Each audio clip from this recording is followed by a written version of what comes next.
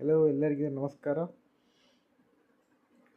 ನಾನು RRB NTPC graduate level exam ಬಗ್ಗೆ ಮ್ಯಾಥಮೆಟಿಕ್ಸ್ನಲ್ಲಿ ಹೇಗೆ ಅಪ್ರೋಚ್ ಮಾಡೋದನ್ನು ನಾನು ನಿಮಗೆ ತೋರಿಸ್ತೇನೆ.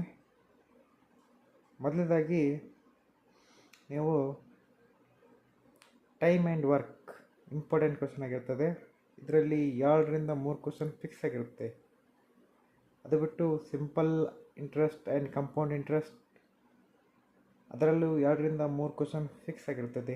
ಇನ್ನೊಂದು ಇನ್ಕಮ್, ಎಕ್ಸ್ಪೆಂಡಿಚರ್ ಮತ್ತು ಸೇವಿಂಗ್ಸ್ ಕೇಳ್ತಾ. ಅದ್ರಾಗ ಸೇವಿಂಗ್ಸ್ ಪರ್ಸಂಟೇಜು ಮತ್ತು ಎಷ್ಟು ಸೇವ್ ಮಾಡಿದ್ದಾರೆ, ಎಷ್ಟು ಎಕ್ಸ್ಪೆಂಡಿಚರ್ ಇದೆ, ಆ ಥರದ ಕ್ವಶನ್ ಕೇಳ್ತಾರೆ. ಮತ್ತು ಅದನ್ನು ಬಿಟ್ಟು ನೀವು ನೆಕ್ಸ್ಟು ಏಜ್ ರಿಲೇಟೆಡ್ ಕ್ವಶನ್ಸ್ ಇರಬೇಕು. Age related questions 2 to 3 questions minimum ಇದ್ದೇ ಇರುತ್ತೆ. ಅದಾದ ನಂತರ ನೀವು ಈಸಿಯಾಗಿರುತ್ತೆ topic speed, time, distance, my favourite topic. ಅದ ನಂತರ ಪ್ರಾಫಿಟ್ ಆ್ಯಂಡ್ ಲಾಸ್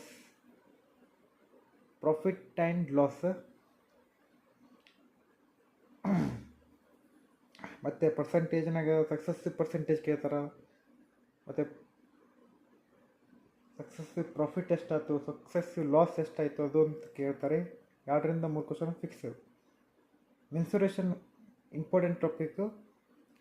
ಇದ್ರಾಗ ವಾಲ್ಯೂಮ್ ಕೇಳ್ತಾರೆ, ಸ್ಪಿಯರ್ ಕೇಳ್ತಾರೆ ಮತ್ತು ಕೀಬೋರ್ಡ್. ಎಲ್ಲದೂ ಕ್ವಶನ್ನಲ್ಲಿ 5 ಕ್ವಶನ್ ಮಾಡಿದರೆ ನಿಮಗೆ ಈಸಿಯಾಗಿ ಅಂಡರ್ಸ್ಟ್ಯಾಂಡ್ ಆಗುತ್ತೆ ಮತ್ತು ಪ್ರಾಕ್ಟೀಸು ಆಗುತ್ತೆ. ಅದ ನಂತರ ಸಿಂಪ್ಲಿಫಿಕೇಷನಲ್ಲಿ ಕೊಡಿಸೋದು ಕಲಿಯೋದು. ಅದರಲ್ಲಿ ಏನು ಬೋರ್ಡ್ ಮಾಸ್ ಅಪ್ಲೈ ಮಾಡಬೇಕು. ಬೋರ್ಡ್ ಮಾಸ್ ಅಪ್ಲೈ ಈಸಿ ಇರುತ್ತೆ ಮಾಡೋದು. Bracket, divide, multiplication, addition, subtraction. ಅದನಂತರ ನಂಬರ್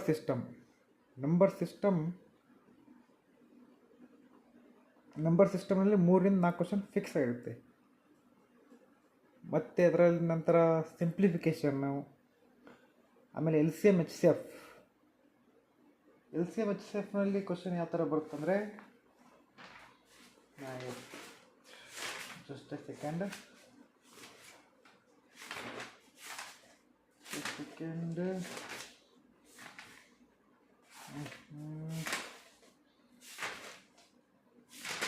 LCM HCF